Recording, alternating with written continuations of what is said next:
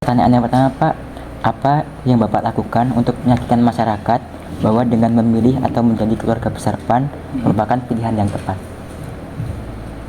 Sebetulnya dalam demokrasi ya, itu kita membebaskan untuk pilihan mereka. Cuman untuk dalam hal ini karena memang peran PAN itu di wilayah kami memang sudah sejak lama dan dari pendahulu itu sudah memberikan beberapa atau mungkin banyak ya kegiatan, terus termasuk kegiatan organisasi baik dari pengurus RT atau tokoh masyarakat yang dilibatkan langsung dalam seperti menggali potensi dari bawah, inspirasi apa yang didapat dari bawah di lingkungan RT terutama atau di dusun, apa yang dibutuhkan itu bisa tercover melalui Partai Amanat Nasional itu sendiri. Untuk yang kedua, Pak, apa saja sih tantangan terbesar yang dihadapi kelompok Bapak dalam menjalankan peran sebagai partai dalam sistem demokrasi saat ini? Kalau untuk tantangan sebetulnya kalau di wilayah kami, kalau yang berat itu mungkin pastinya di partai lain ya, di gambar lain lah, istilahnya di kepartaian yang lain.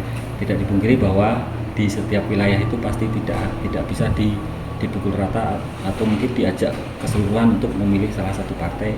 Pasti ada saja 2, 3 atau lebih mereka yang mempunyai ideologi sendiri terkait pilihan apa yang mereka pilih. Nah, untuk mengajak mereka itu ke kita, mungkin salah satunya ada program yang memang sudah direalisasikan ke wilayah kita.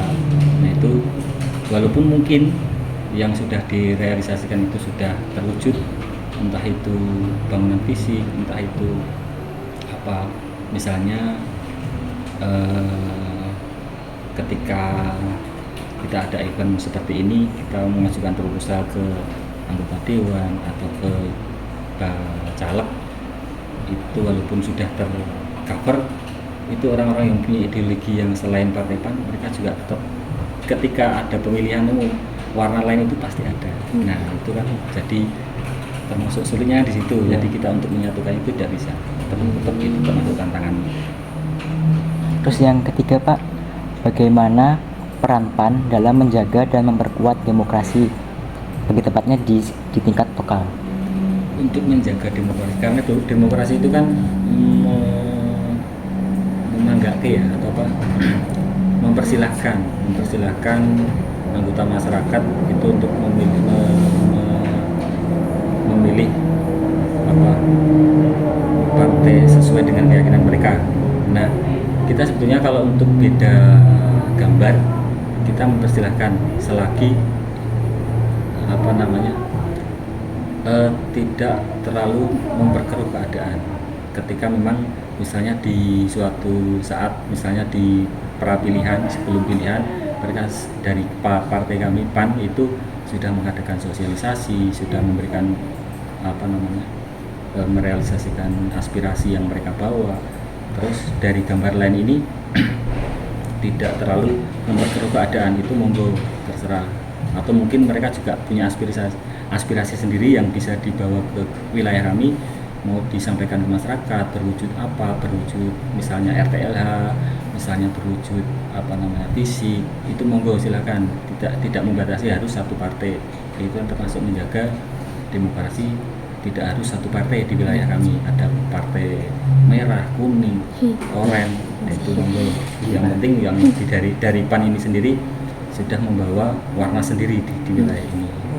Untuk pertanyaan selanjutnya, menurut Bapak, apa strategi PAN untuk mengoptimalkan peran organisasi dalam kampanye politik dan pemilihan umum? Strateginya mungkin kita lebih sering komunikasi ya, antar tokoh masyarakat, menyatukan visi misi, terutama sering ketemu kalau memang sudah ada wakil dewan kita harus lebih sering ketemu, entah itu wakilnya itu diminta untuk datang ke tempat kita, atau mungkin kita sendiri ketika memang ada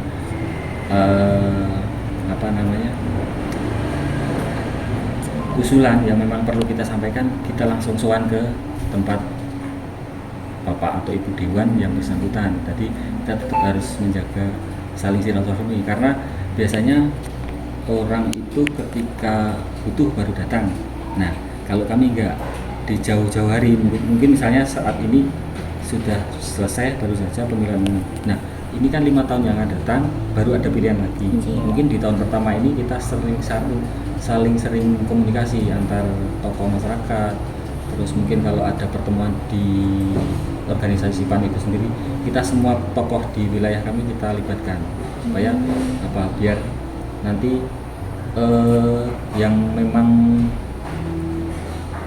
dari gambar lain itu mau masuk agak sudah terproteksi lah ibaratnya. Untuk pertanyaan selanjutnya Pak, dengan adanya organisasi PAN memberikan manfaat apa saja untuk masyarakat? Oh, banyak banget. Yang paling memang tidak dipungkiri sebetulnya kalau di wilayah Pelumutan terutama. Kalau di wilayah Pelumutan itu kan yang menjadi warga binaan itu kan 3 RT. Jadi dari RT 1 sampai 6 itu, RT 4, 5, dan 6 itu sebagai warga binaan. Biasanya kalau pas ada acara misalnya event besar nasional, misalnya Agustusan, atau mungkin ada event hari proklamasi atau dan lain-lain, itu biasanya dari pemuda Karang Taruna itu menyodorkan proposal. Terus kemudian selain itu yang lebih besar lagi, setiap tahun kan kita ada, bisa dibilang kontrak politik ya sama anggota dewannya sendiri dari PAN itu. Ketika kita memang pure di pilihan kemarin, kita yang sebagai tokoh yang memang di depan untuk ditunjuk sebagai tokoh di depan PAN itu, jadi nggak jadi tetap kita harus mengarahkan ke pemilih itu, ini loh yang sudah didapat, aspirasi yang sudah kita dapat, entah itu corblok, entah itu bangkai jalan, entah itu pelatihan. Nah, itu untuk supaya mereka tetap mengingat, oh ini loh dari partai PAN, oh ini loh. Jadi yang sudah didapat banyak banget, termasuk mungkin dari yang kemarin maju yang alhamdulillah sekarang menang, Bapak Heri Famsah itu kan kemarin banyak memberikan fasilitas ke kami, entah itu termasuk tadi proposal, dibuatkan jaket, setiap pertemuan diundang, tidak harus 1 tahun menjelang pemilu, tidak, tapi sudah jauh-jauh hari diikut sertakan, dilibatkan terus. Untuk pertanyaan terakhir Pak, bagaimana Partai PAN membangun hubungan yang baik dengan masyarakat? Strategi apa yang digunakan untuk menjembatani jarak antara partai dan masyarakat? Menjembatani, itu tadi. Jadi dari Partai PAN itu, khusus Partai PAN ya, itu mereka membuat seperti struktur yang dinamakan warga binaan. Jadi di wilayah Dapil, kalau untuk provinsi kan Dapil Timur ya, kalau untuk Bantul kan Dapil 4 kalau di sini. Nah, mereka dari Partai PAN ini membuat warga binaan. Oh, untuk Pelumutan warga binaannya ada berapa RT?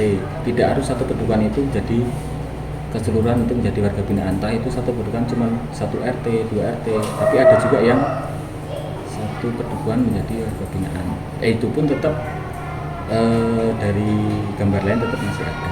Nah, untuk menjembatani itu yaitu tadi, dari tokoh masyarakat selalu dilibatkan. Yang paling pokok dari tokoh masyarakat itu selalu dilibatkan. Jadi komunikasi ke per RT-an, pertemuan RT, ketika memang kita membutuhkan untuk wakil dewan itu untuk hadir di pertemuan itu, kita undang. Dan kebetulan untuk yang wakil yang sudah duduk di Dewan Perwakilan Rakyat Kabupaten Bantul ini, dia bersedia banget kapanpun, istilahnya di Jawa Jundil. Jadi kapanpun dia butuhkan, misalnya ada event apa di sini ada syukuran apa, bahkan mungkin acara pribadi yang katakanlah syukuran akikohan, misal lahiran warga binaan itu sendiri, itu kalau diundang dia datang. Terlebih kalau pas ada lelayu orang meninggal yang memang warga binaan itu dari PAN, wakil dari Dewan ini insya Allah selalu bisa datang. Kalau misalnya tidak bisa datang, biasanya diwakilkan dari yang memang benar-benar tidak bisa hadir seperti itu.